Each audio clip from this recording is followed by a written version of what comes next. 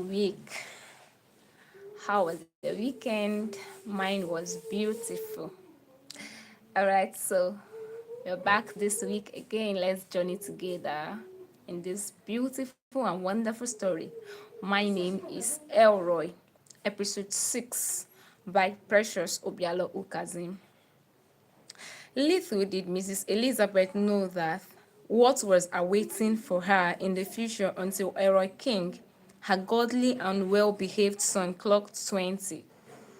He graduated before his brother because he was more intelligent and passed all his examinations, both internal and external examinations, and at 17 gained admission into one of the best private universities in Nigeria.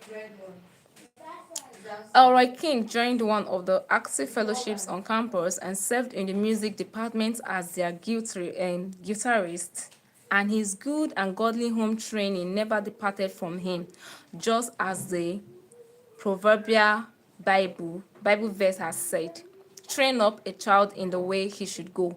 Even when he is old, he will not depart from it." He always brought home good tidings about the wonderful things the Lord does through him on the campus, and his parents' lips were always filled with thanksgiving to God for gifting them such an angel as a son. His brother, Eros Samuel, would later join him in the same university a year later. Elroy King turned 20 towards his final year in the university, and just when his parents were already envisioning a great future for him, tragedy struck. The boy slept one night in his hostel and didn't wake up the next morning, and this was during the holidays. This felt like a joke to his parents. They would not accept that their son was dead. They rushed him to the hospital where he was declared dead, but his parents refused to believe it. They took his lifeless body back home, and the church, pastors, prophets, and prayer teams from different denominations came together and joined their faiths together to pray, but nothing happened. Instead, one of the prophets paused the prayer and said he saw Elroy King's spirit ascending to heaven. Interpreting that vision to mean that the boy had already died and gone to heaven, never to return again, Mrs. Elizabeth was vexed in her spirit and would not accept no as an answer from God. She took her lifeless son into their bedroom, followed by her husband, and they locked themselves inside there with the dead and prayed from that morning till night, yet the body remained unmoved.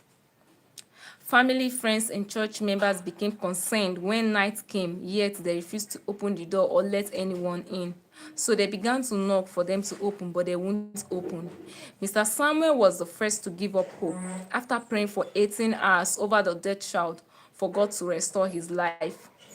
It was when people began to knock and bang the door relentlessly and were even attempting to break the door that he came to the heart-rending reality that his son was gone. Crying, he tried to draw his wife close to himself to get her to also accept that their son is gone, but she brushed his hand off her body, knowing that that's what he was trying to do. "Don't touch me, and don't even say a word to me," she warned her husband angrily, saying that he had already given up. "Darling, please, don't hurt yourself. We've been praying, but Elroy is not waking up," he told his wife tearfully. "My Elroy will wake up. My miracle child will wake up. God will not let me be put to shame. He will remember all my services to him in secret and in open, and will not allow my enemies to triumph over me." Isaiah 65 verse 23 says, "They will not labor in vain, nor will they bear children doomed to misfortune. For there will be a people blessed by the Lord, they and their descendants with them." This was what God told me. This was what Elroy told me. Will he now go back on his words? Will he now become a liar? His word says, "And it shall come to pass that before they call, I will answer, and while they are yet speaking, I will hear." God will hear me. He will not allow me to be put to shame. He didn't give me this child to take him away prematurely, My God is not wicked. He sees me and my labor of love towards other people's children, and he will restore my son, my own son. I know my God. He will make a name for himself. Arise, O Lord. Arise in your power. Come and make a name for yourself. She screamed at the top of her voice and would not allow her husband to hold or say anything to her as she was moving around aggressively and pointing to heaven like a deranged woman. This is really sad, like very, very sad. Well, I don't know, maybe a miracle will happen, a miracle may not happen. Let's wait and see in what happened in the next episode. Thank you, and do have a lovely week ahead. God bless you.